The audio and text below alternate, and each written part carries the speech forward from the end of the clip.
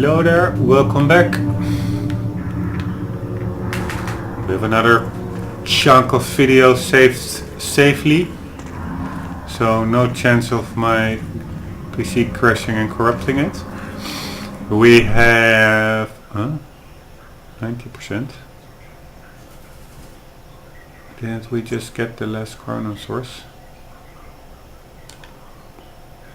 Or is it now because I died and didn't save? That's also important to know, man. Or not? Where was it?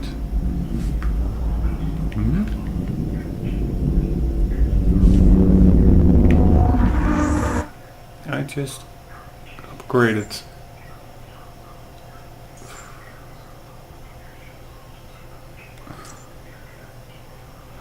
It's a chrono source we are missing. And it was.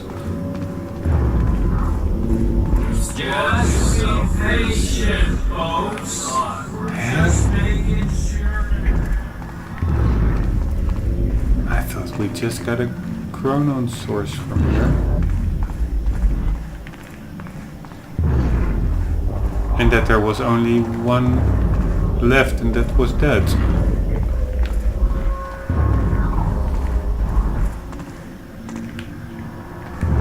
So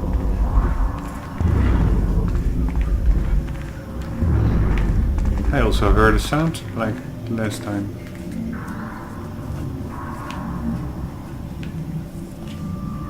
So would it then be in here after all? By the way, this cannot be closed, so we can, after the fight, I assume we can simply run back here. So let's do some fighting. It's annoying that I cannot pull up my gun if I want to, like for now, to check what kind of gun I even have in my possession, because I have no idea. I think it's the tactical SMG.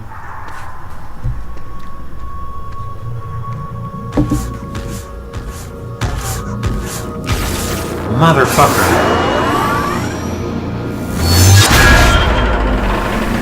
Motherfucker! It's just like the Matrix. This is why games are cooler than movies. It has everything of those movies.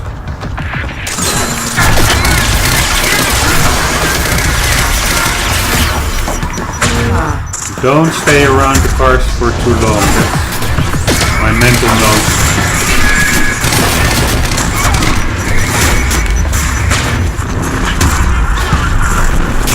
Maybe this car is more capable.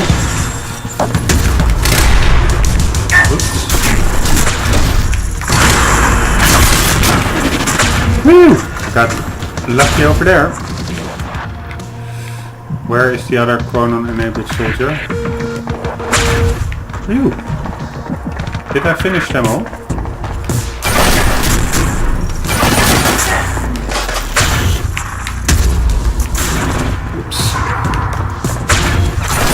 Ah, he's turning around really slowly, I noticed. Okay. Oops.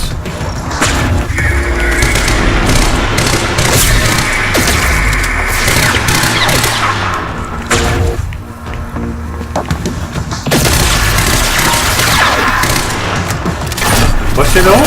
No. Damn, I thought I had it.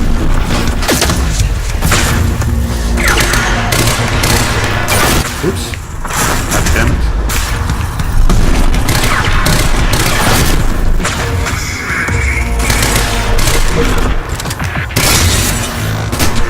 Was that it?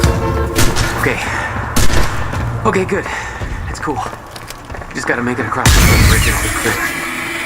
Ooh, I was a bit hesitant he could get back up. We're going strong. Again, super cool.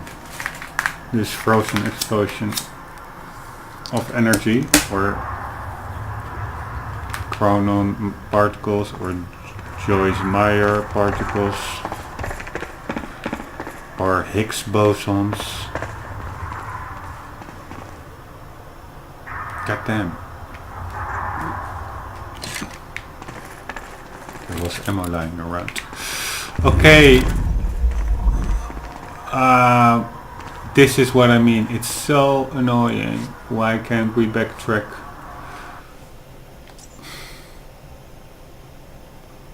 Check choice mugshot. And I'm sure we got that ripple over there. So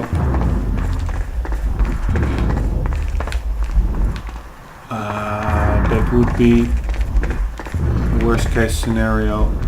I will start it all over just because I will be pissed off.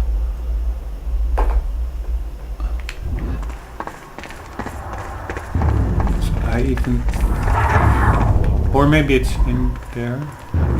We're not at the end of the level yet, but I do think we're pretty close there. I think simply a cutscene will start once we are in that building, and that will be it.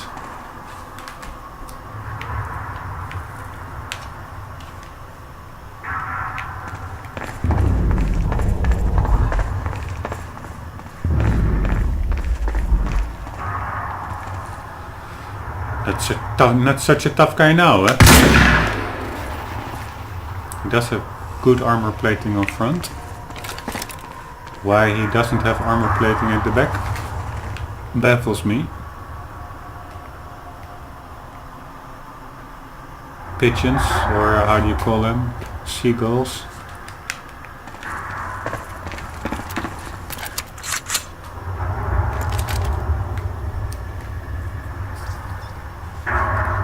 Poor seagull. Just chilling out. Can you imagine that if time stops but your conscience doesn't, then you will be frozen in that position forever and ever until eternity freezes over and starts over again? Then at one point in time you would get pretty bored.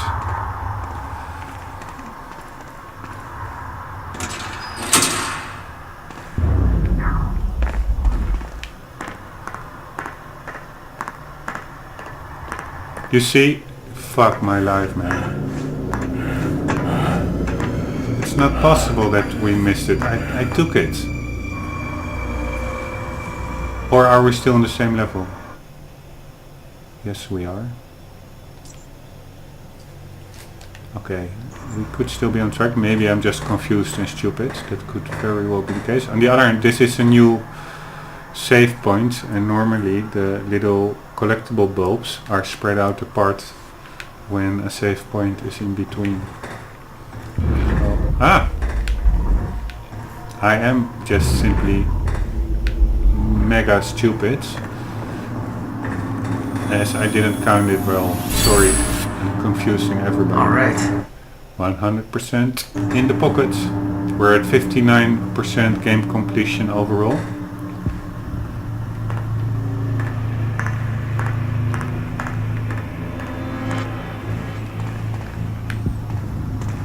Okay, so that was quite an annoying level as regards collectibles.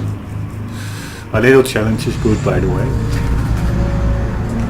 Maybe it's also the way I play it. Maybe it's also partly me being a bit overly cautious. Whoa.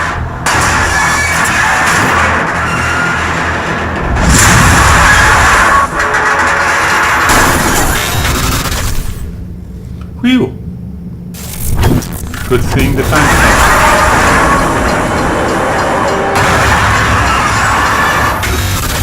Here, stuff like this you cannot get in a movie, man, or hardly in a movie, unless it's CGI, but this is also CGI.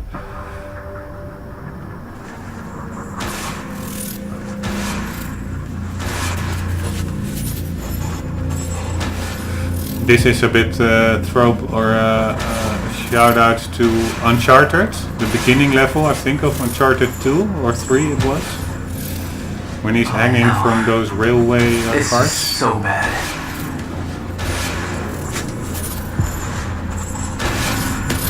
I knew I'd be dead if the stutter collapsed while I was in the frozen crash. I had to reach solid ground, and the deck of the cargo ship was my best bet. Just had to find a way down.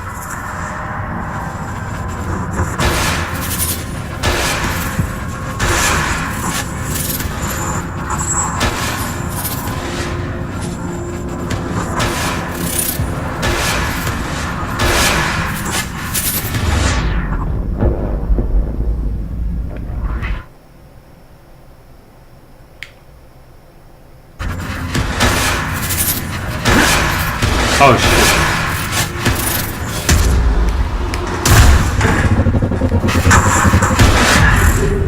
God damn it, it hit me in the back. I knew I'd be dead if the stutter collapsed while I was in the frozen crash. I had to reach solid ground, and the deck of the cargo ship was my best bet. Just had to find a way down.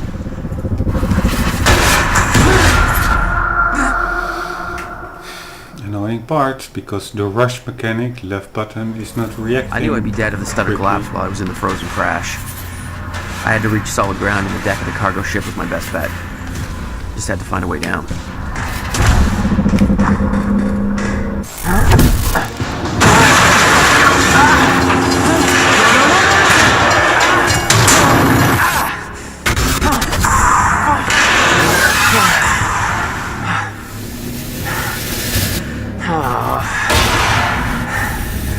We are in a pretty volatile environment, unstable environment. It's a dangerous environment.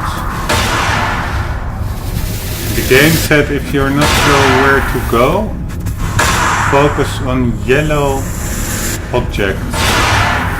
Don't see a lot of yellow, maybe the traffic lights.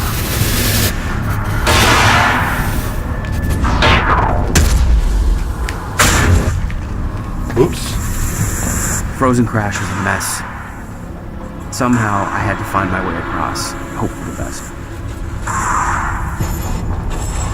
This is also reminiscent to a scene in Alan Wake, where you're also doing a kind of platforming, if I remember correctly.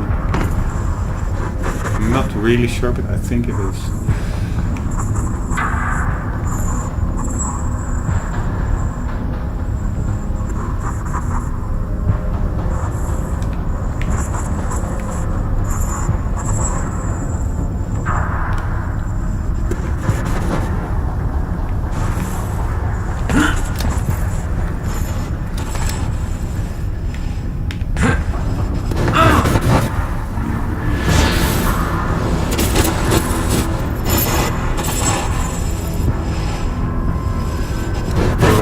Jump down, or do I want to use the car to jump up?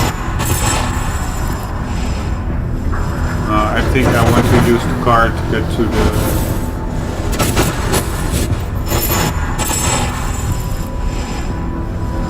to the other side. And we will be using, what are we using for it, by the way? I'm confused. Time stopped, right?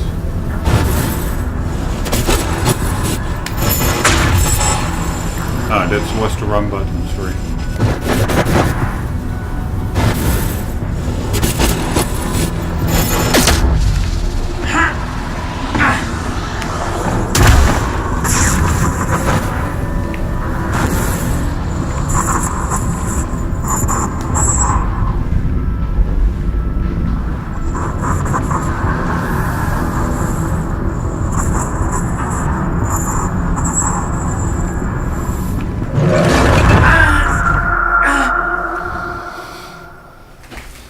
Probably the timer started when I still had the completed Y symbol on screen. I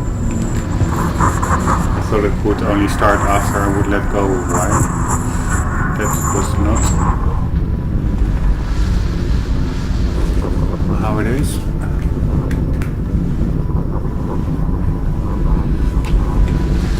Alright, let's do this. 1, 2.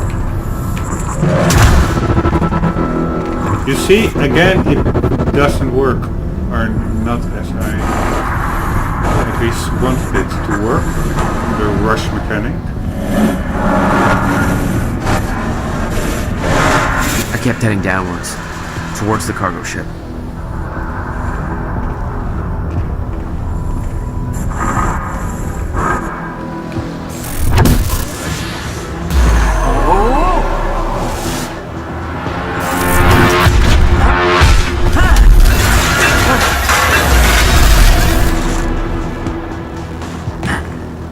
The route down wasn't exactly user-friendly.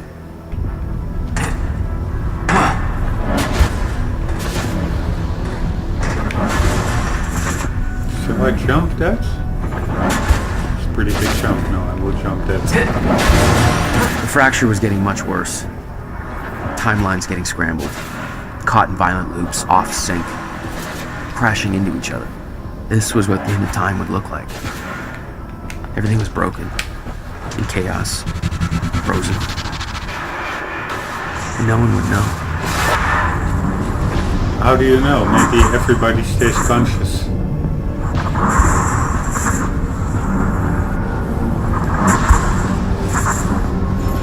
Can you imagine indeed if nobody would know that maybe there are alternate universes where a world like this Okay. is Nice boat.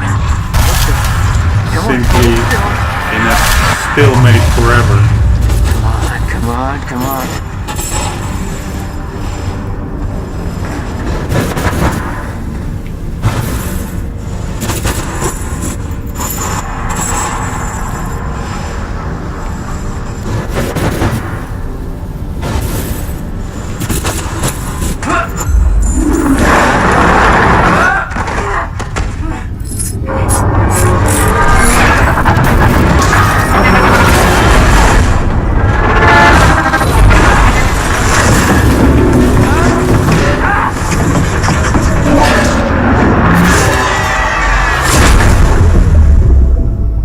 The fracture was escalating. Objects were moving out of time, out of order, entire timelines overlapping. And it was going to get worse, unless we could stop it. You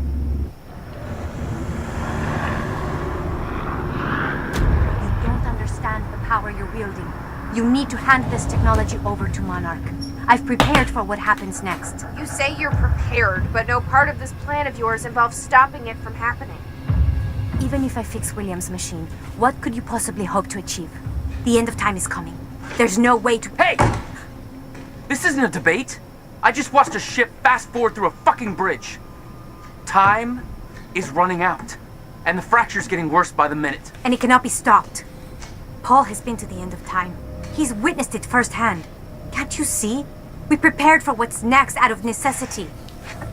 Your research is based on work by William Joyce. You respected him. He knew that the fracture would occur, but he also knew that it could be fixed. Will built a way to stop the fracture.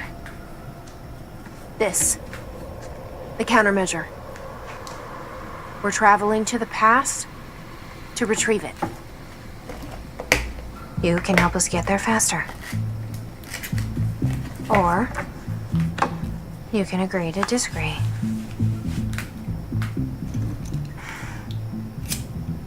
I'll have to run diagnostics on the machine. I can't promise anything before that. Amy, take Emerald to the machine. Keep an eye on her. Sure thing. Okay, Doctor, let's go. And I can see right through you. Don't try anything stupid. You will regret it.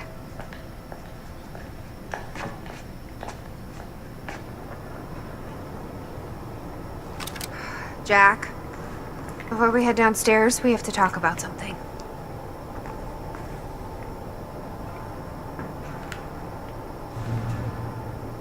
Batch charge and plans for the plan to travel to 2010 and steal the countermeasure. Ah, that's so cool. That's what we saw on the video. That Will was flipping out that his countermeasure was stolen, but that is actually us stealing it.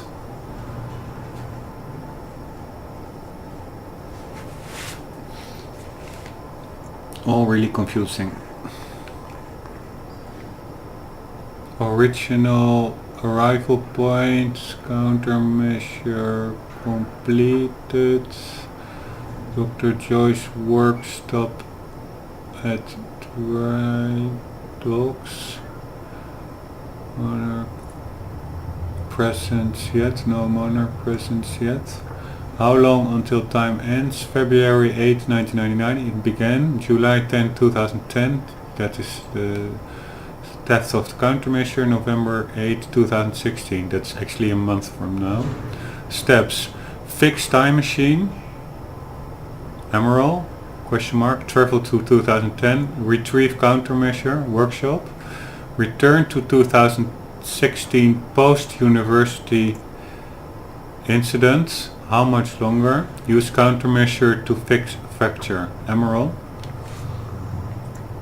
Okay.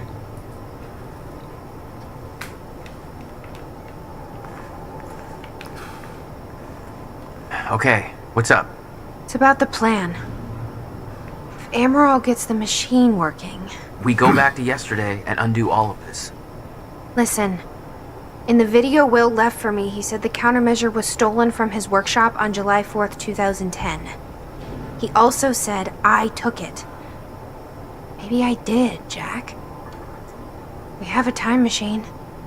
You're saying we go to 2010. We steal it. If Will was right, that would mean it wouldn't be a change. We take the countermeasure, bring it to the present, fix the fracture, save the world. Okay.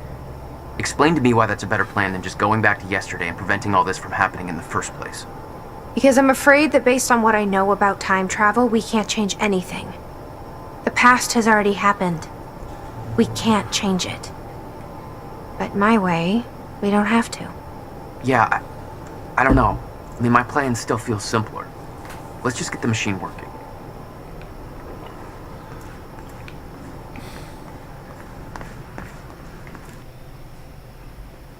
With Dr. Emerald's reluctant help, Jack and Beth prepare William's original time machine for use. After being separated from Beth, Jack has to make his way across the heavily guarded Port Donnelly Bridge. Liam,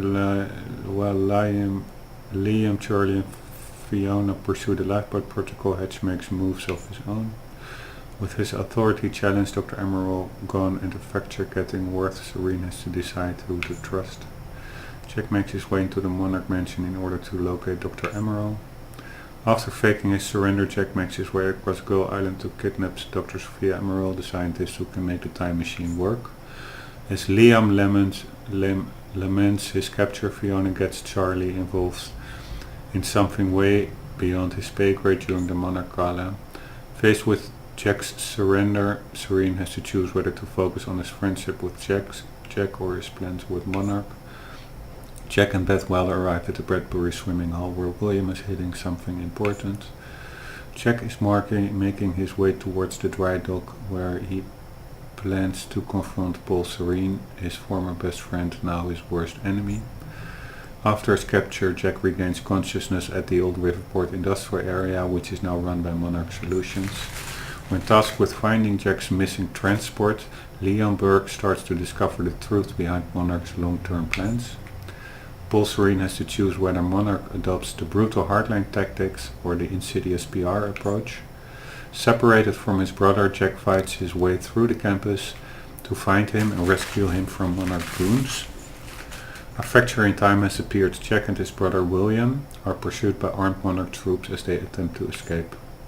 Jack Joyce arrives at Riverport University to meet his best friend, Paul Serene, who needs help from someone he can trust. Alright, and we have in this level quite some documents, a little less Chronon sources, a quantum ripple, a computer and a media. The quantum ripple is pretty early on, it's pretty quickly.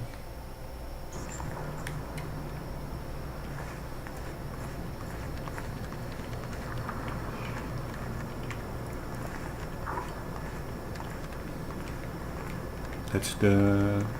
that was Schrödinger. I was the Schrödinger experiment. I was like, what is that? Is that like a known scientific experiment? That's standard practice. But actually it is the name of the mouse. Poor mouse. Maybe he survived the experiment.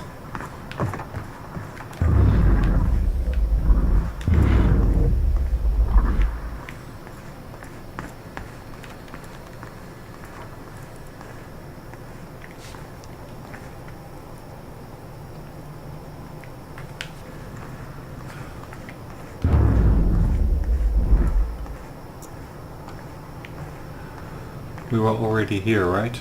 Yeah, at the start. By the way, we missed out on I think in this level on 2 collectibles at the start, but I'm sure we cannot get to them in this level.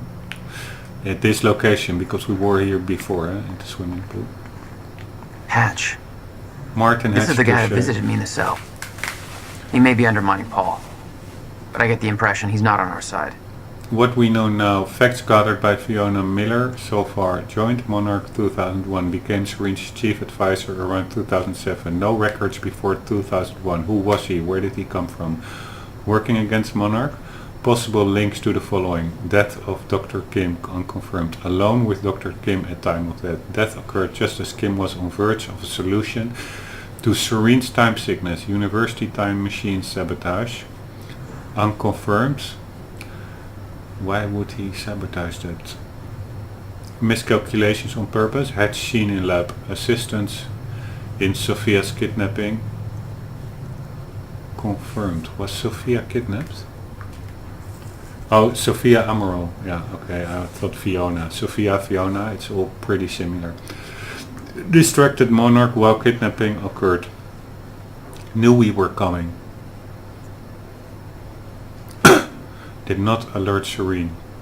Destruction of Serene's remaining sickness treatments unconfirmed. Was present outside Dr. Kim's lab when lab was destroyed. Accused Sophia of being responsible for this. Helped Charlie Wincott escaped. Confirmed. That is... Okay, how is that confirmed? The only thing I can think is the guards, they called Paul saying, okay, we have information on Hatch. The only thing I can think of that there were security cameras at the moment he detonated the laboratory with the Cronon syndrome medicine, and that from that they could derive the knowledge that he was playing Paul. But apparently that he helped Charlie escape when they were sitting on the table drinking whiskey.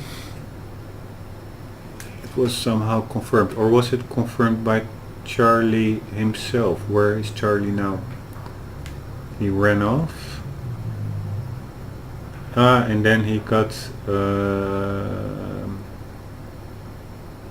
caught with Liam by the security guards. Liam killed the security guards, and then Charlie just drove off, I guess. So I'm not sure how that could have been confirmed. I'm also not sure who is writing these notes, because if it is Beth, there's stuff in here that I don't think she can know at this moment. But this is from Beth, because it says knew we were coming. Death of Kim, universe time machine sabotage, unconfirmed, miscellaneous on purpose, assistance in Sophia's kidnapping. How does she know that?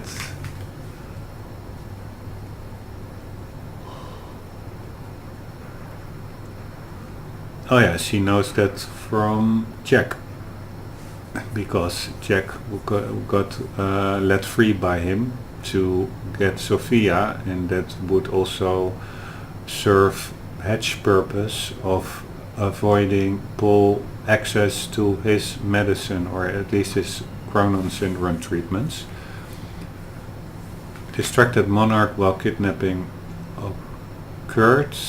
Yeah, that is maybe with the sending Paul and others to faulty locations at the Gull Island near the tunnels and stuff, while Jack was actually heading towards the mansion.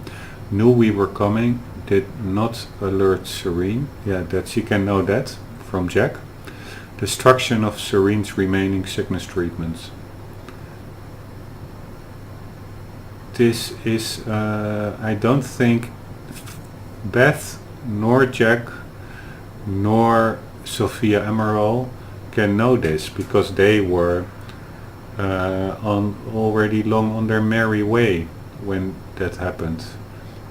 Was present outside Dr. Kim's lab when lab was destroyed. Yeah, unless they maybe listened in on the radio communications where a guard called Paul saying, okay, we have information on Hedge you might want to know, which I assume was security footage of that explosion.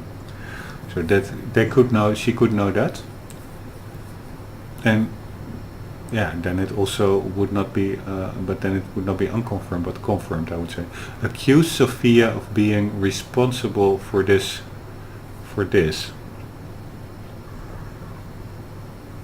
Okay, wasn't that a personal conversation between Paul and Hedge? So it's quite hard to think of how anybody else would know about that, but yeah. Help Charlie Wincott escape. That is true, but how can they know that? Because Beth and Jack were at total different locations when Hedge and Charlie were drinking the whiskey, and Hedge convinced Charlie to join his cause and say you can escape through the underground tunnel. I'm not really sure how she could know that. Currently helping Charlie reach Monarch Tower undetected. Yeah, okay, I'm not sure how she could know that. Also not from Fiona, because Charlie and Fiona split up, and at the moment he didn't tell anything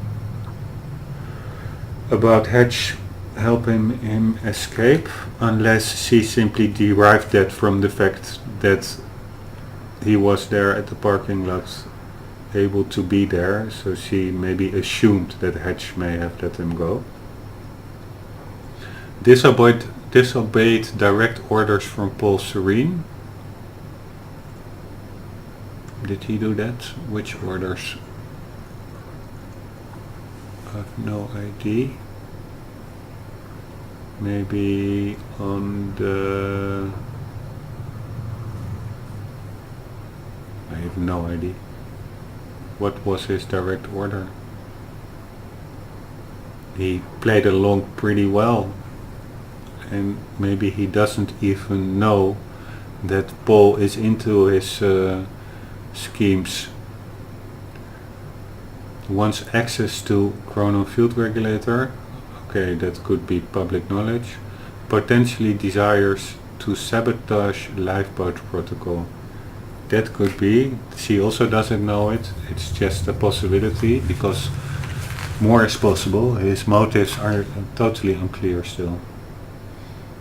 Sabotaging Serene. Okay, this is possible links to the following. Sabotage Serene.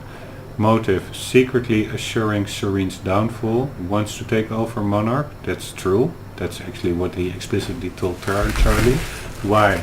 Sabotaging Monarch's survival plan from within. No possible reason for this. Doesn't believe countermeasure could stop fracture. Not a potential ally. Works for Monarch, therefore believes end of time is inevitable. Then why attempt to sabotage lifeboat protocol? Yeah, valid questions. Okay. Photo origins unknown. Serene who attempt to sabotage want. Why? Security assure Serene's security assure downfall. Why attempt to sabotage lifeboat protocol? Motive. Why? Who is Hedge? Where did he come from? Accuse Sophia of this. Help Charlie Wincott escaped. Confirmed. Why?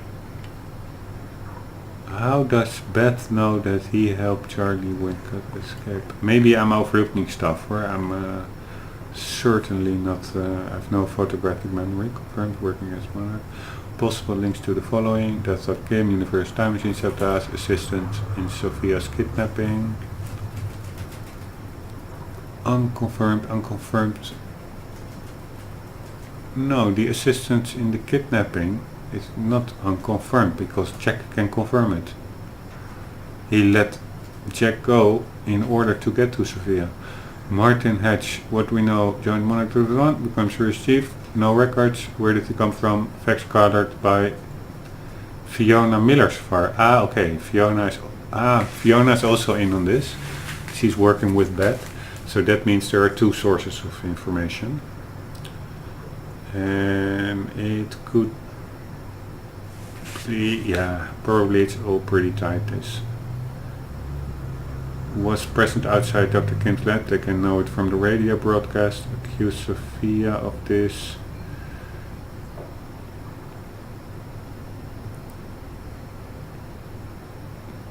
That was a personal discussion between Paul and Hedge, so I'm not sure on that one. Okay, but what can we do? Sizzle Cola, great taste. It would be what I thought earlier, so much cooler if that would be have been a real life cola bottle. So actually, I think in general, games should much more start looking into real life branding in game. Nobody would mind.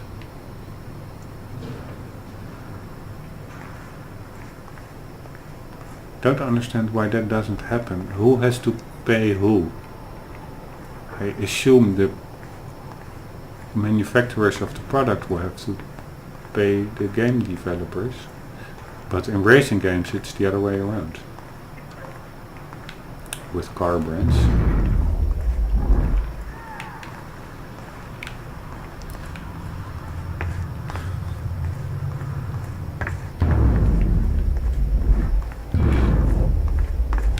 Okay, I think we've got everything here.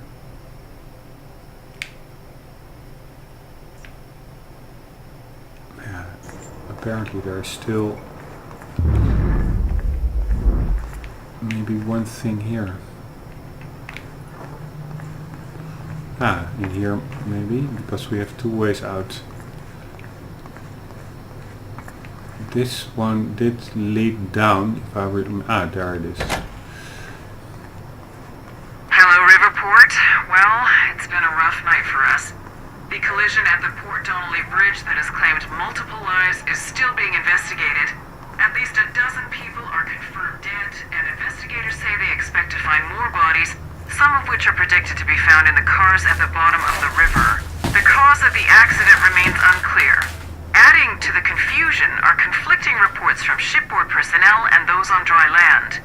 The captain of the cargo ship insists that the bridge was up and the route was clear. However, some people shoreside claim the cargo ship was approaching the bridge at high speed, despite the bridge having not yet been raised. Others express surprise at the ship's presence, claiming that they do not see its approach at all. The investigation is still ongoing. We'll keep you posted. Now, obviously, this disaster will affect us in more ways than one.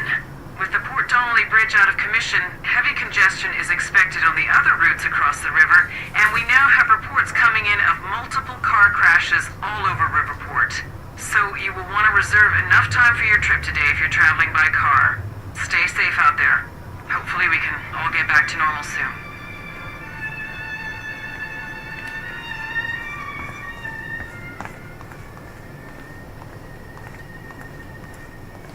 Let's see how Dr. Amaral doing with the time machine. Yeah. I don't think we can trust her. The way she looked at the countermeasure like she's seen it before, she knows what it does. You think Will told her about it?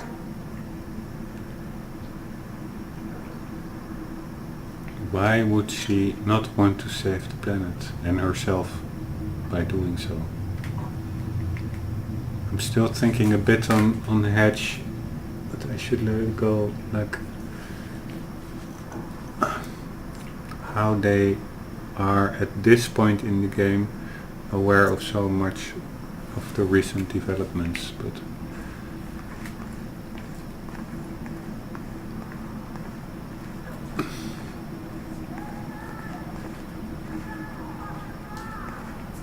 Will takes it to the next level. When we were kids, the only way that Will could express anything important to me was by informing my stuffed giraffe when I was in the room. That's precious. And weird. We should go check on Dr. Amaral.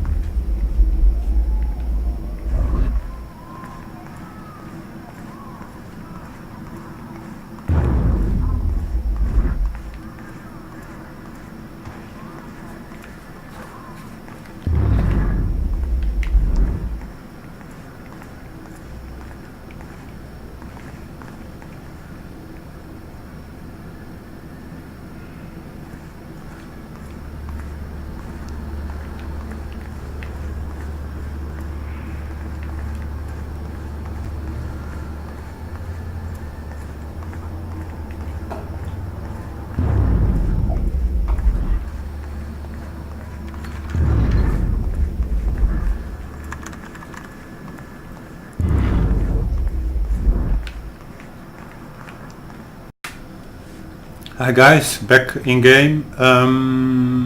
The last part was cut short quite abruptly because I experienced a new phenomenon. Not having my PC crash on me, but my hard drive partition becoming full. And I luckily not too long after my recording stopped, I checked the corner of the screen to see the NVIDIA PowerPlay recording symbol, and it wasn't there. So the last part of the last video didn't record because it automatically shut off because of the full hard drive. Now I've deleted some stuff, also some games which I actually wanted to play and I have to download again, but yeah, that's too bad. Anyways, we're back on track. I was actually also considering just buying an extra hard drive, but maybe I will do that in the future. I really don't feel like doing all the research on the best deal right now. We were left here approximately. By the way, this is another reason to get a quicker internet connection, then I can upload it quicker, and I will just remove the source videos from my hard drive because I assume other YouTube streamers also do it. If you keep every source video, of course it's better. You never know what happens with the YouTube servers. But if you keep them all, it will really amount to a lot quite quickly. I think that now that, let's say, we are more than halfway through Quantum Break, I still have some 18, 19 gig stored. So let's say that an average game is, and this is not even on that high quality settings, of course it's 1080p, but the bit rate, which is also influencing the quality, it's the lowest setting of Shadowplay. It's 10 megabit per second. You can also up that to 50, but then your file size will be super big. But even at the lowest setting, it's an average game will maybe be 130 or something gigabytes. So you really have to, yeah, it is possible. You can buy a terabyte hard drive, but then you can only maybe store 10 playthroughs on it, and then you have to buy your next terabyte hard drive. So I'm simply putting my trust in YouTube and taking the risk that the videos uploaded there will be there and will maybe also be backed up by themselves. So I'm deleting the source videos. And if I have any faster internet connection, I can upload more quickly and delete more quickly stuff from a hard drive, preventing it from becoming full. Okay, we were here.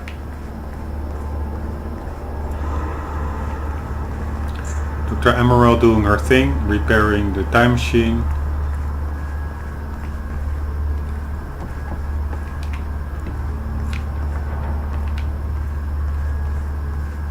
Jack, you've got to see this. You should give Amaral a hand over there. Okay, but first, you need to check out the intel I uncovered.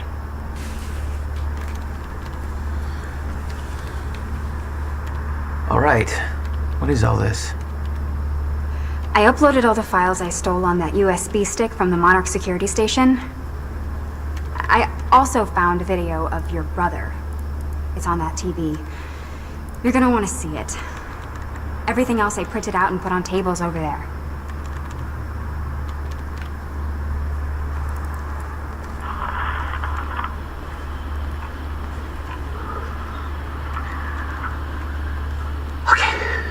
The date is... It's February 28th, Jesus, Will. 1999. William Joyce. 1899. After months First experiment. of arduous work, my machine is finally ready for human testing. Ready is defined by me, since ready is obviously a relative term when you're dealing with the deformation of the chronon field and recreating of black holes' mass density by tangent.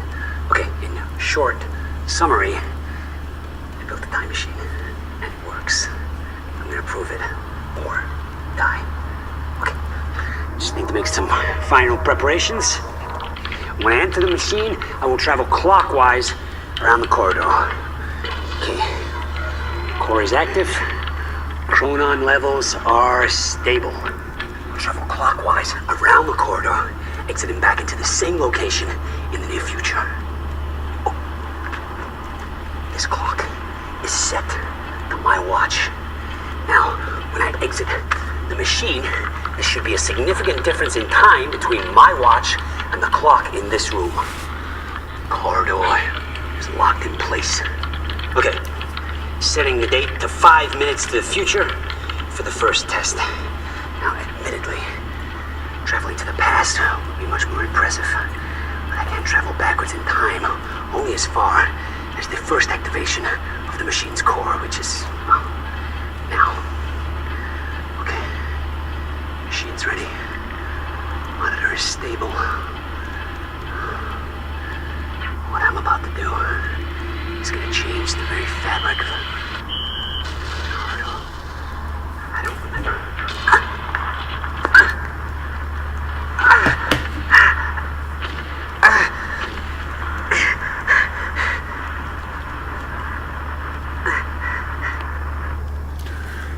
Something went wrong there, and I am doubting whether I heard gunshots, but I don't think so, because he said something like, I don't remember, and that's not something, as his last words, that's not something you would say when you get shot. But I also doubt whether his machine is just faulty, because he actually noticed all the miscalculations in the time machine at the university. So it's probably some external influence. Maybe Paul, Paul probably has something to do with it, because this is 1999, then everything went wrong, the fracture occurred, and Paul said in a previous video that it was his fault. So something happened over there. I don't think it was Will's fault. I don't think the machine was to blame. I think it was Paul.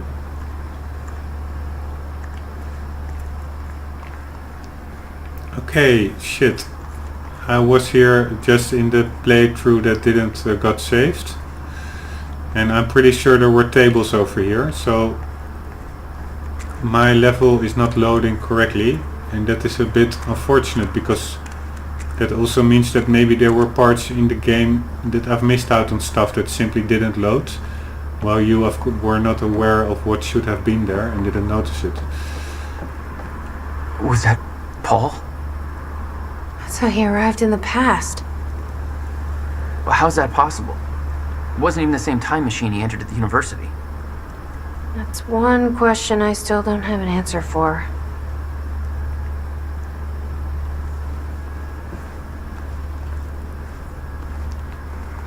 Where was Paul? Ah, okay, that was indeed what they say in the video. That was Paul arriving in that time machine from another time. Is the city still hunting for me? In full force. There's an entire webpage dedicated to potential Jack Joyce sightings. So I've been filling it in with false leads for fun. Do you want to pitch in?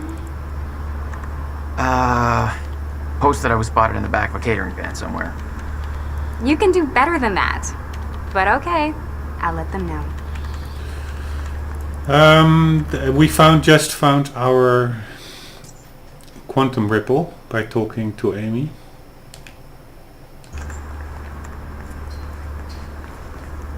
Hey, Amy. What am I looking at here? I've been recording Monarch communications with the radio that Beth left me. I made a compilation of anything that seemed like it might be useful. HQ, come in. This is First Aid 1. We've got a situation at the hospital, over. Go ahead, First Aid 1, over. It's a fucking mess down here. HQ. Burke showed up for his wife like we thought. Gibson intercepted him. Burke wouldn't come quietly, so Gibson drew on him, and well, Gibson's dead. Burke strangled him with a power cord in full sight of half the hospital. So that kind of shit show, over. Do you have the situation contained? Where's Burke now? Over. We're working the scene and wiped the footage, but Gibson didn't have backup, so who knows how many people saw the fight or where they are now. Same goes for Burke. He's in the wind. So's his wife, over. Copy that, First Aid 1. We'll run with that on our end. Just tidy things up over there, over and out.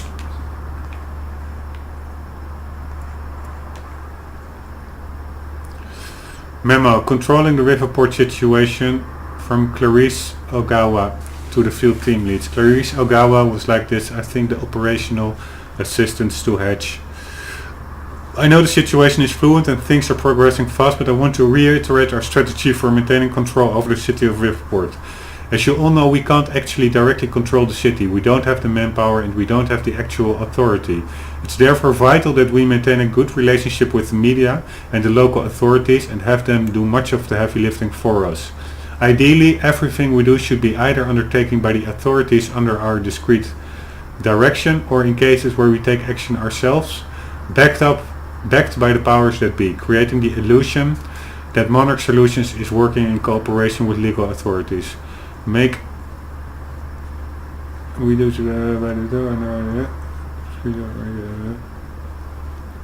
no mistake, although we've been successful thus far, the situation is not stable and it can change quickly. If key parties in the city lose confidence in us, in our ability to handle the crisis, our control will erode very quickly. Therefore, we must nurture this relationship even as we conduct our own operations, some of which involve considerable troop mobilization and combat action. This is a constant balancing act, and while I'm confident we can pull it off, there is no room for error. We can't afford to grow complacent and sloppy. Fortunately, we are all well prepared for this contingency.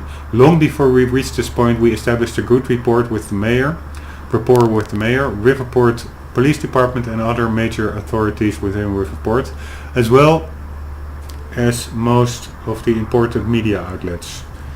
Our strategy is twofold. Maintain control. It's imperative that we ensure that the city's various power structures remain under our control. This means maintaining a close relationship with numerous individuals and organizations, as well as manipulating the information at their disposal. While Charlie Wincott is unfortunately no longer working on this project due to unforeseen complications, he has set up powerful tools and procedures for scrubbing the internet and identifying and locating problematic situations and individuals. We're stationing people in key locations and maintaining control, often under the guise of advisors and consultants to people in power. They are ready to step in as required. Anybody working in these roles needs to be proactive and project a constant aura of helpful authority and dependability. Diplomacy is the order of the day, people. That's vital for maintaining certain fictions, such as Jack Joyce's culpability in the events at the university, etc. Minimize conflict. That is to say, make sure that individuals, whether they're politicians, city officials, police officers, reporters, ordinary citizens, etc., suffer a minimal impact from our activities. If we have to use force, the situation needs to take place out of sight and remain entirely contained. Whether containment means misdirection, coercion, intimidation, bribery, or some other means depends on the circumstances. But it's vital that nobody is left in a position to complain. To be explicitly clear, this doesn't mean we can eliminate witnesses and cover it up. When people don't come home, others start to ask questions, so that has to be a last resort. I expect all supervisors to monitor their teams closely to ensure things stay on an even keel. I know most of our operatives haven't been trained in the soft touch, and I'll be blunt, the last thing we need is somebody thinking this is Afghanistan, and smacking a civilian around. We're one YouTube video away from this whole thing blowing up in our faces. So we have to maintain our operational profile throughout. By the way, talking about real brands like cars and soft drinks like Coca-Cola, cars are represented minimally, only Nissan, and a wannabe Lamborghini, and a wannabe Dodge Charger. But YouTube actually probably gave permission for the developers to actually use their name in this email, so that's cool. For all of these activities we have to maintain our operational profile throughout. For all these activities we have a considerable budget. Monarch Solutions is very well off. We've been building resources for a long time and this is considered a priority. So we can buy a lot of silence and cooperation from authorities and citizens alike, but that only works as long as those things are for sale. And the moment we're seen as a threat, that opportunity will disappear. If you see a problem, be proactive and call it in. Don't let anything run out of control or think it will work itself out. We have to be sure. The situation can unravel faster than we think and we have to coordinate our activities properly. Any questions or concerns, please contact me sooner rather than later. From Clarice Okawa. Anybody here we can trust? Fiona. She's my only remaining contact on the inside. What about this Burke guy? He was under arrest in the same transport as me. Jury's still out on Burke. Monarch employee chart. Head of Monarch, Paul Serene, creator of Monarch, believes end of time is inevitable, is building a survival program for select few. Division leads, Martin Hatch, Monarch spokesperson, head of security and PR, Serene's key advisor, working against Serene? We think so. Dr. Sophia Emerald, head of research, specialist in chronon technology, only doctor trained to administer Serene's treatment, intimate relations with Serene? Question mark. Dr. Henry Kim, previous head of research, deceased. Key enforcers, Clarice Ogawa, Monarch dispatcher, allegiance to Martin Hatch, working against Serene. Gibson, head of security, Monarch enforcer, deceased. Yeah, that's the guy who got strangled in the hospital. Carlos, leader of Reaper Squad, loyal to Martin Hatch, deceased. I think so, yes. His throat was cut by Burke. Potential allies within Monarch, Fiona Miller, chrono researcher, confirmed ally, working with Beth from inside. Liam Burke, Monarch fixer, has questioned Monarch agenda extensively, deemed Monarch traitor for assisting in Jack's escape. That was when he was holding Beth at gunpoint when Jack was in the back of the van, like in the industrial complex. Charlie Wincott, Monarch hacker, history of allegiance to Martin Hatch, current loyalty unknown. Dick.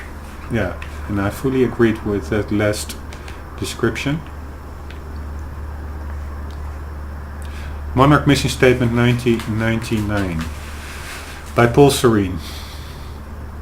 Limited distribution for approved employees only. I have seen the path ahead and I know it will be hard.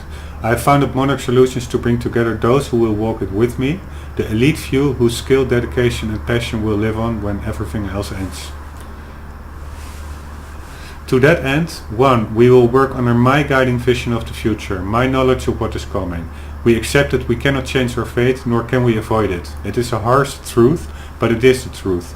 We will accept it and its full implications, but we will not deviate from our course, nor give in to its despair, nor give up the fight.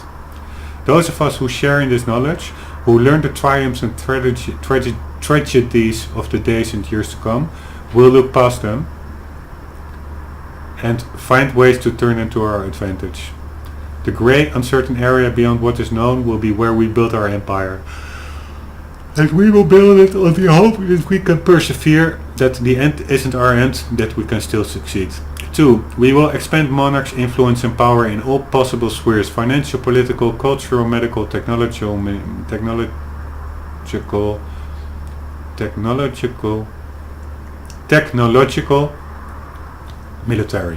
to the best of our ability. This is a goal unto itself. We will need to be in a position of exceptional resources and ability to act when the time comes. We will build. We will seek success and profit, not for the sake of wealth and fame, but for the sake of preparedness. 3. We will develop science and technology to counter a very specific set of circumstances. This will require extensive research and experimentation, as well as tremendous financial costs. We will not be daunted by these challenges. We will complete our work. 4. We will not compromise. We recognize that sacrifice is required, and we are willing to pay the cost to meet our goals. There is no alternative to this. Doubt, qualms, and sentiment are luxuries we cannot afford. Whatever we have to do is a lesser evil than the extinction of the entire human race. And to pretend otherwise is weakness. Nothing in the history of our planet has been as important as this. Nothing we have accomplished as a species matters if we fail in our mission. 5. We will not fail. There will be many challenges in the years ahead. I know what's coming. It can't be averted. There's no escaping it, but we can survive it, and we can overcome it. And we will. I have dedicated myself, this company, and every shred of willpower at my disposal to that mission. I expect the same from those who join me on it. Paul Serene. Okay, that's pretty inspirational and visionary. But what I am doubting is this also sounds a bit like a crazy cult leader. So I think there will be people among his initial group saying, yeah, screw this guy is just crazy delusional. And quitting their participation, not knowing that actually that will be seal their own fate. Because this is the exception to the rule. Paul actually does know the future.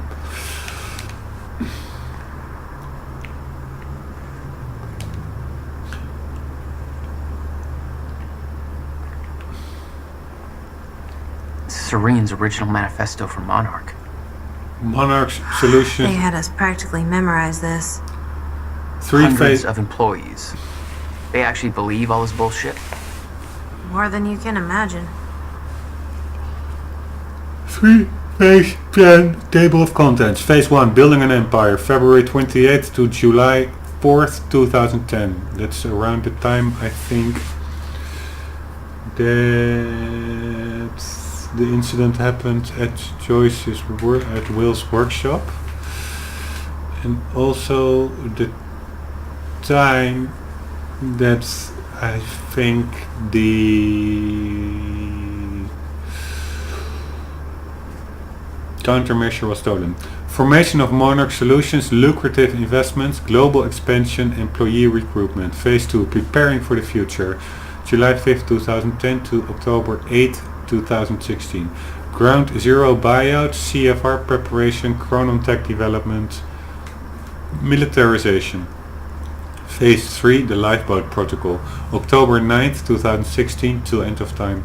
Time machine core heist.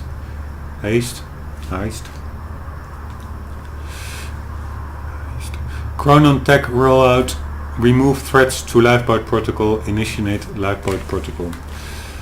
1. Building an empire. 2. Preparing for the future. 3. Lifeboat protocol.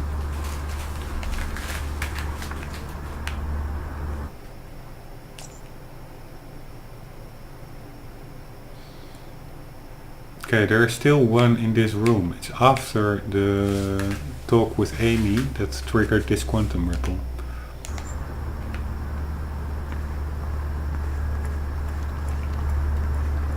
What's on the computer? Monarch files I uploaded, and I kept the juiciest stuff on screen for you. From Sophia Amaral, Dream Journal 5 to Manuel Porretta. Manuel Porretta is like the shrink that evaluated Liam Burke as a liability because of his loyalty to his family, or his wife and unborn child. Dr. Porretta, I am attaching... Wait, let's start from the beginning. To Sophia Amaral Polsterine, 2013. My 5th entry. I recall moving through a wheat field that once belonged to my grandparents. I pressed the wheat stalks to the side with my hands, softly sifting through them at first, but as I pressed forward the stalks began to warp and curl around my arms, providing resistance to my every move. The entire field began to solidify into an unbreakable material with my body entangled in the mess. I desperately tried to pull myself free, but every moment led to a burning sensation. The world desaturated, time stopped. I heard the unmistakable sound of my greatest fear approaching. shifters. They emerged from all sides surrounding me. I looked into the distance and saw a blurry figure approach. He tried to yell, but the words wouldn't escape his throat, instead transforming into an endless shriek pulsing through my ears. His every movement and sound transformed into an agonizing discomfort all throughout my body, until it became completely unbearable. The pain trumped logic. I needed to make it stop. I needed to make it all stop. I grew violent, blindly lashing out at the figure, tearing him apart. I needed to destroy the source of motion and sound that caused me such discomfort. The pain stopped as I took the figure's life, and as he died, his identity became clear. It was me. I had become the very threat that I once feared, but I did not fear anymore. I felt something very clear, very pure. I turned around to discover Jack behind me. He didn't move, but I could somehow understand his intent. He welcomed me. Every misunderstanding, all the pain we had caused one another was forgotten. We were part of a higher consciousness. I heard a voice behind me, Dr. Kim. He joined us. He told me that time was once the fire in which we burned. He told me we would burn no more.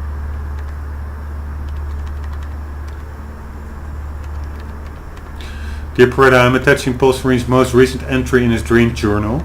I am growing increasingly concerned with the meaning behind his dreams, but I need a second opinion. I can treat Paul's sickness, really as far as I can determine the Cronon syndrome is more a metaphysical condition than an actual medical issue, but I'm a physicist. I'm very much out of my depth with all this. This exercise was meant to help alleviate stress to ease Paul's symptoms, but so far it has resulted in the opposite. Time is of the essence. His condition is getting worse by the day. Dr. Sophia Emerald, Head of Research.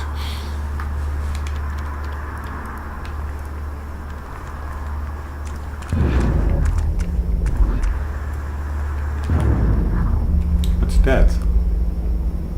It's like a baby cow and a picture frame.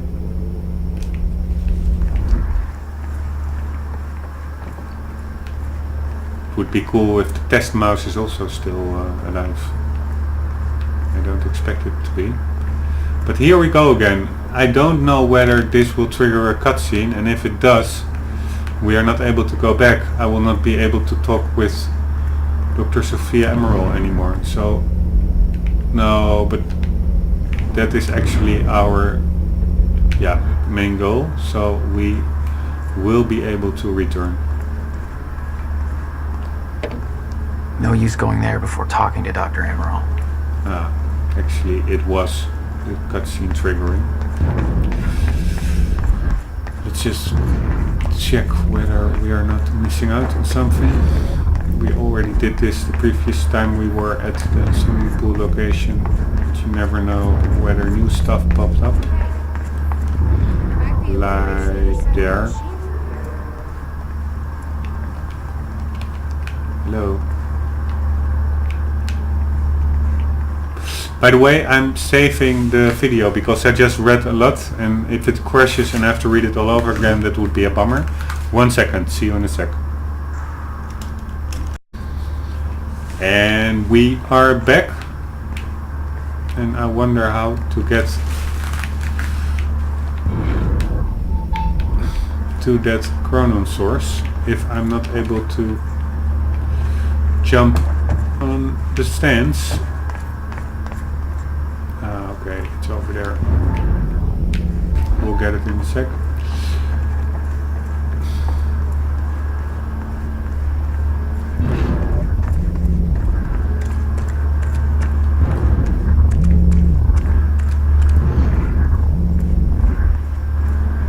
Time is pretty warped in here. Check it out. Check it out, people. Check it out, party people.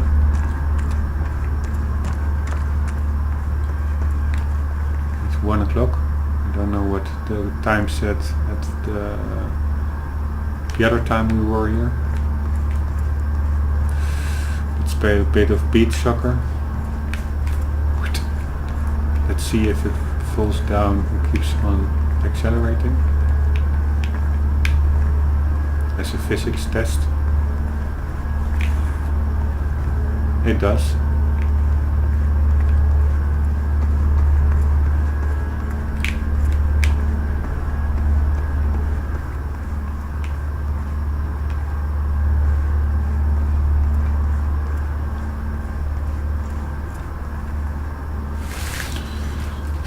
strange placement for a monitor, but there should be a reason for that.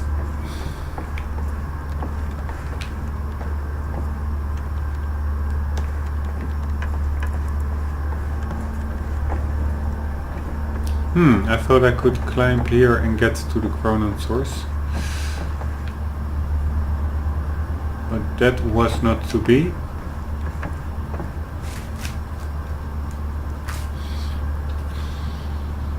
Riverport physicists on the rise. Duotron 1000. That looks like a sci-fi name from the 60s. What did you find? I found a Duotron 1000. Okay, can I? Okay, you have to walk the stairs little here.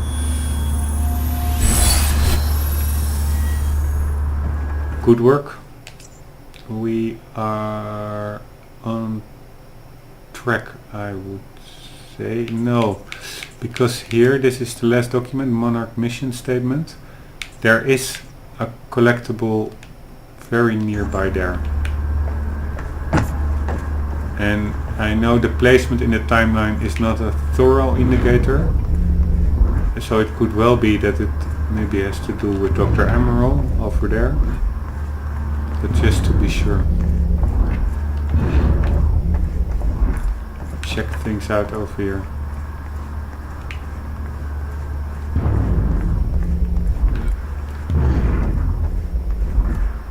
I think it's... Damn it, we already checked this one. Lifeboat. Oh no, this is a And new you said one. this was Paul's big survival program. And why is he refusing to activate it? Still trying to figure that out. On the unique nature of the lifeboat, August 18, 2016, 2 months ago. While the lifeboat protocol is fairly straightforward on the surface, it's important that the people involved with the project understand how it radically differs from other survival scenarios against so-called apocalyptic threats. Stutterproofing, a traditional bunker built to protect the occupants from an environmental hazard, e.g. a chemical attack or nuclear fallout, is typically sealed airtight and the occupants have their own electricity, air supply, provisions, etc. The bunker's interior is isolated from the outside environment, but the lifeboat's design is different. It's not actually sealed because it doesn't have to be. It does have strong walls and protected access point, but the outside environment is not the problem. It's the lack of the Meyer-Joyce field that enables time to exist that makes the outside hazardous. That enables time to exist. From a technological standpoint, these differences make the lifeboat's operating principles quite different, particularly with regards to maintenance.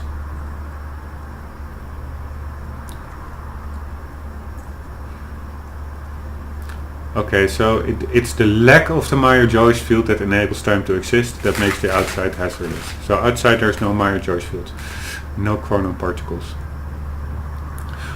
I think. Compared to, say, the failure of the life support system in a hermetically sealed survival space such as a bunker, the failure of the lifeboat's weatherproofing system has far more immediate and grave effects.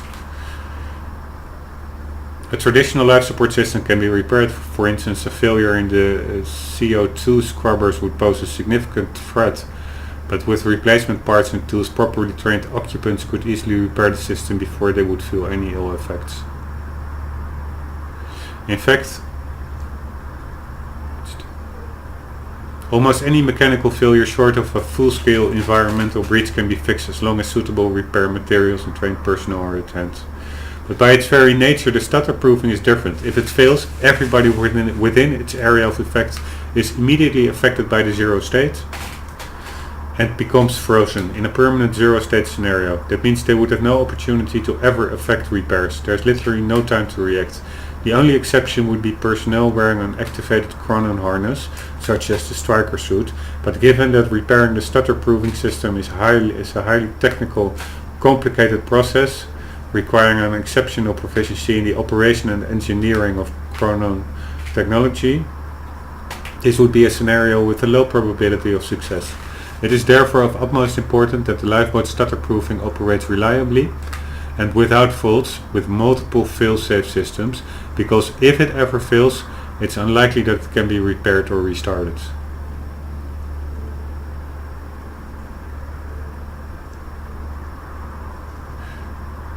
Accordingly, once the lifeboat protocol has been activated, there is no real way to deactivate it other than removing the chronon field regulator. This would be highly inadvisable, as doing so could not only disrupt the stutter proofing, but more importantly, without the CFR, accordingly, once the lifeboat's rate of chronon particle consumption is increased by a vast margin, effectively reducing its potential operating time to a fraction of what is intended. Unique advantages and risks. However, it's worth pointing out that even though the lifeboat's operation has unique hazards, there are also unique advantages. One such advantage is provisions. A traditional survival scenario in a bunker typically involves a poor quality of meals due to obvious resourcing problems. Anything that spoils easily is out of the question. In a zero-state scenario, however, spoilage become a non-issue. Anything stored outside the stutter-proof area remains in perfect condition. This advantage doesn't only apply to comestibles, that's from comare, I think, Spanish for eat, so edibles, but also makes the storage of medicine, volatile chemicals and other similar articles far less of a problem than it otherwise would be. In fact, given the fact that the city of Riverport is vast compared to the relatively small number of people residing in the lifeboat, in theory Monarch operatives could venture outside the lifeboat in chronon harnesses and actually enjoy freshly cooked meals simply by entering a restaurant and finding the ready-made dishes that have been prepared. Remove them from the zero state to a stutter-proofed area and enjoy them as hot and delicious as if they had been just prepared, which in fact they of course would be. To be clear, this is not a recommended activity, as it would be a foolish waste of resources to go after individual meals like that. The above scenario is mentioned here merely to illustrate the point. Even though the lifeboat has been designed to operate for decades of subjective time, it doesn't actually need provisions for that long. If the lifeboat's own reserves start to run low, a well-planned supply run into the city could easily result in a great deal of perfectly preserved supplies. Another advantage is that while the situation outside the lifeboat would be dire, people frozen in the zero state would not actually be dead. If a solution is found to the end of time scenario, everybody would resume their everyday lives, most likely with no awareness of time ever having stopped. However, it's hard to know what the exact psychological impact of that knowledge on lifeboat personnel will be.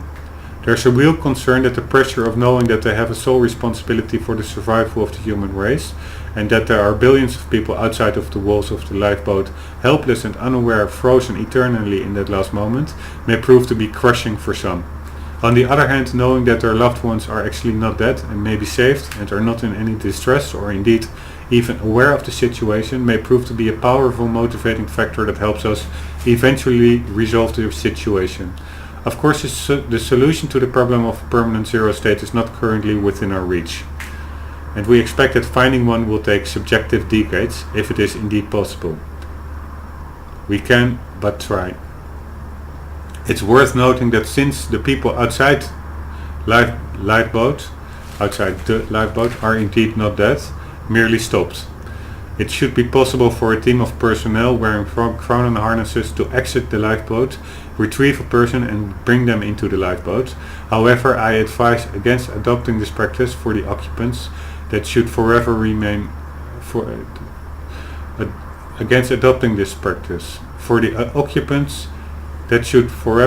a theoretical scenario. Any situation in which somebody is brought in from the outside would cause undue stress on the occupants, who would at that point have to become acutely aware that their loved ones could be brought in. But since the lifeboat has limited space, this could never be allowed. That kind of psychological pressure would likely lead to friction and questions of favoritism, and ultimately increase the risk of mission failure. Okay, I am doing my learning moment of the day. I am googling comestibles because I think it's edibles. Comestible. One moment.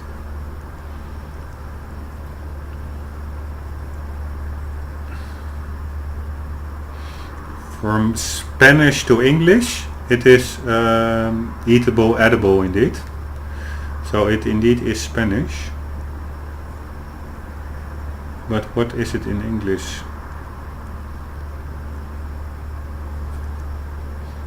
No, you only get hits on the translation, so probably it's a Spanish word that was adopted into the English language, but without its separate English definition.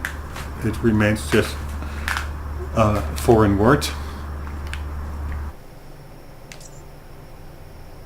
Okay, we're going good.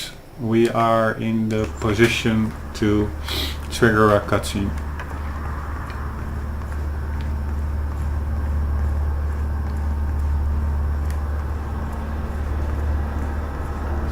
Hello, hello, wherever you are, shifters, are you here? Nope, that's good. Hello, Sophia. How long do you need? I already found the problem. Quite simple, really. The power relay is down. You'll need to find a way to reset it up. There, where the light is. I'll lower the ladder for you. What happened to the power relay? Power surge occurred at 7 a.m. this morning, when the machine was activated. 7 a.m.? That's hours before we even got here. Whoa. Well, the numbers don't lie. Okay, I guess I'm doing some climbing. Sure. Saves me from volunteering. Maybe we can, for the meantime, open that other door. I don't think so. Oh yeah, and what I wanted to do is check if we can go into the corridor.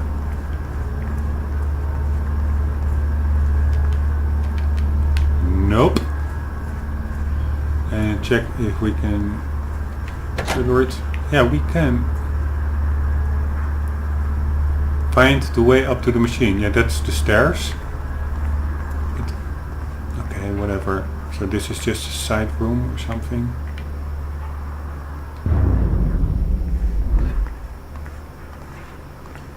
Yeah, but this is the little baby cow. Why is it... You've got to be kidding me. What is it? This is all my stuff from our family home. Kept everything. Guess you thought you might come back. Jack? You okay? Yeah.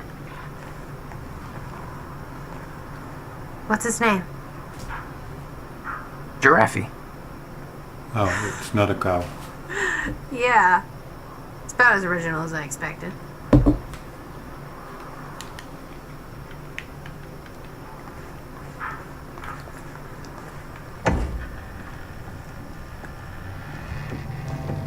Damn, now there is like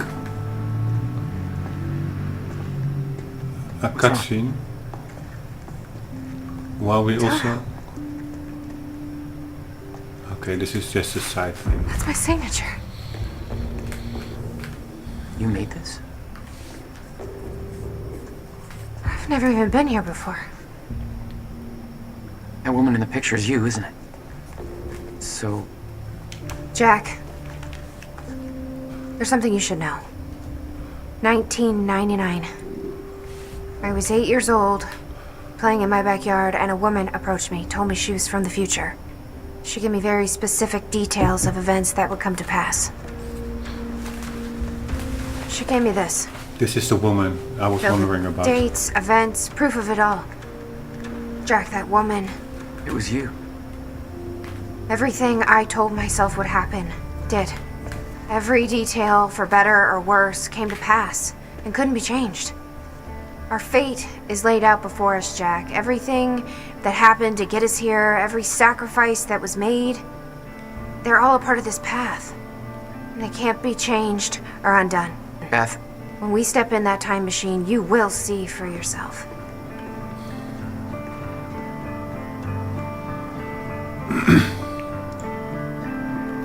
Alright. If you're that sure about how all this works, we can try it your way. Notebook was full of dates, events that would come to pass, instructions. Her entire existence was formed out of those pages. Holy shit, this is a big one. But we also have to get to the ladder on top to get the machine back on track. Okay, Beth. I know that this encounter will be a lot to take in. After all, it's not every day you meet your future self. I tell you what you need to keep this all a secret, but I know you won't listen. You'll learn that lesson the hard way. The next few years won't be easy for you. Nobody you know is ever going to understand what you are going through. Those closest to you will try to change you, convince you that you are losing your mind. You're not. You're special. You have been chosen to do something amazing. Know that your struggles will all be worth it in the end, because you have a purpose. You're going to save the world. How do I know? I've been through this all before, and I'm going to prove it. Below you will find a list of events that will come to pass in the future. They cannot be changed or undone. It will take time for you to accept this, but eventually you will learn to use this knowledge to your advantage. You will be prepared for what is coming. October 3rd, 2000. Okay, it's chronological, that's good. Derek Stevenson has been bullying you for months. On October 3rd you will push him down the staircase at school. You'll do everything in your power to resist this, partly to avoid the consequences, partly to prove this book wrong. But the terrible things he will say in that moment will be too much for you to handle. You'll pretend to cry, claim that you gave him a concussion, and you'll take all the blame. You will be transferred to another school. You'll hope things will get better. They won't. It's going to be a difficult year. Whenever you feel helpless, just remember this book. You are special. You have a purpose that they don't. Hold on to that. And if it makes you feel better, 16 years from now, Derek will be working at a dollar store. He still lives with his mom. And how old is Derek then? You will push him there. She was, how old was she? 6 or 8? And that was in 2000, approximately 10 years so. So she is now plus 16 years, 26 something, early 30, late 20s. So Derek will be the same age and still living with his mother. December 3rd, 2000. Mr. Hartsook from next door will pass away. February 3rd. The kids at school will steal your jacket. Your parents will claim that you're hiding it on purpose so that they will buy you a new one. Look in the bin on the corner of 3rd and Main. You'll find something that will get you through the winter. You'll be teased for wearing it by Michelle. You'll fight back, but it will only make things worse. Eventually, when you are able to contain your anger, take her aside and say the following to her. I'm sorry about your mom. Then give her a hug. She will push you away. She will look incredibly confused, vulnerable. She will never tease you again. April 24th. Erica, your best friend, will break her arm. Having read this, you will do everything in your power to prevent this. The action you take to avoid this from happening will only make it so. This is the first time you will truly witness that your fate is already determined. It cannot be changed. Erica will blame you for the incident. Try not to take this too hard. You will soon discover that she isn't the friend you thought she was. Stay strong. You will find people who respect you for who you are very soon. August 5th. You will take the night bus home. There will be only one other passenger on board. A scruffy looking kid with a black eye. His name is Jack Joyce. Remember his face. He's going to become important down the line. September 11th. 2001. Wasn't that the September 11th attacks? This is the one that will change you. An event will occur that will devastate the entire nation. An act of terrorism will cause the World Trade Centers to collapse. Thousands will die. You won't go into further detail because the more you know, the more painful it becomes when you are unable to prevent it. And you will try to prevent it. You will fail. You will curse this book for not telling you more. You will curse yourself for not being able to stop it. It will take a long time to get over this, but eventually you will use this pain to fuel your path forward. You've now felt what it is to be completely unprepared for what is coming. It won't happen again. Next time you will be ready. This is the event that will finally make you believe. Any doubt you had will disappear. You're ready to take on this mission. So what is coming? An experiment in 2016, October 8th. Gone wrong will cause time to break down. This event will be referred to as a fracture in time. The onset of this event cannot be prevented, but the outcome must be. If the fracture is not stopped, then time itself will come to an end. Life on our planet will end. Saving the world wasn't an overstatement. It is your mission. You must stop the fracture. You can pull this off, but to do so you need to follow some simple instructions. Learn who to trust. Short answer, nobody. The less people know about you, the safer you will be. From this point forward, your mission takes priority over every other aspect of your life. Do not start a relationship of any kind that you aren't willing to leave behind at a moment's notice. There is no one exception to this rule. We'll get to that. Know your enemy, Monarch Solutions. They will try to prevent you from achieving your goal. Learn everything you can about them. You will know the best way to achieve this when the time is right. Monarch is run by a man named Paul Serene. You must never be seen by Paul Serene. If he discovers you, then you will risk failing your mission. Learn everything you can about him, remain hidden, but keep in mind that the best place to hide is often in plain sight. Blend in. Change your appearance frequently. Hair color, clothing style, everything. Be cautious about drawing attention to yourself. Learn to blend in, examine those around you, the way they move, speak, laugh, copy them, become your surroundings. Train daily. There are a series of skills you will need to master to truly be prepared. Hand-to-hand combat, Filipino Kali, and Jeet Kune Do. Weapons training, knives, pistols, shotguns, rifles, wilderness survival, compartmentalization, lip reading, face reading. The list is one that you will build as you go. In time you will understand what is necessary and what isn't.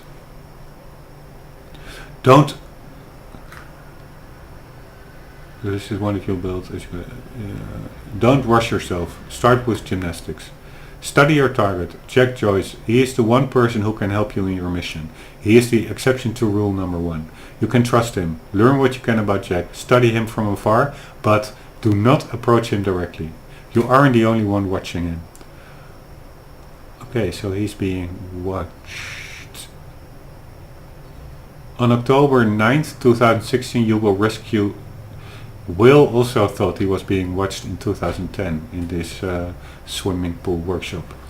On October 9th, 2016, you will rescue Jack Joyce. From there, the next step will reveal themselves.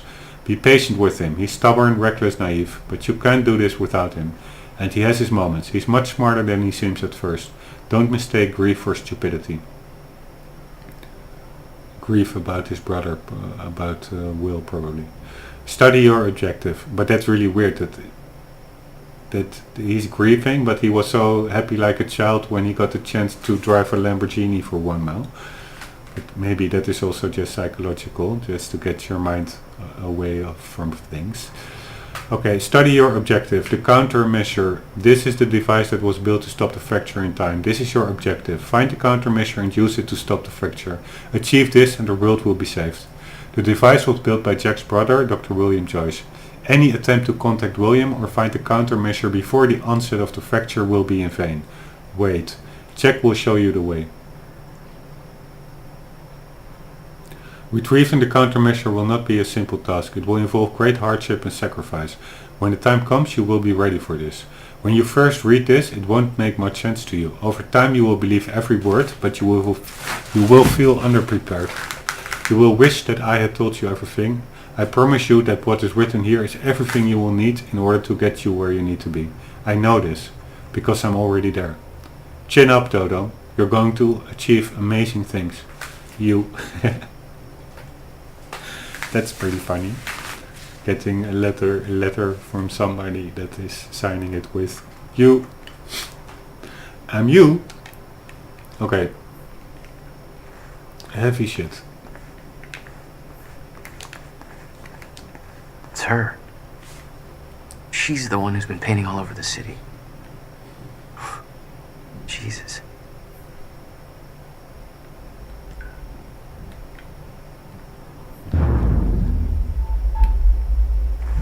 Ooh.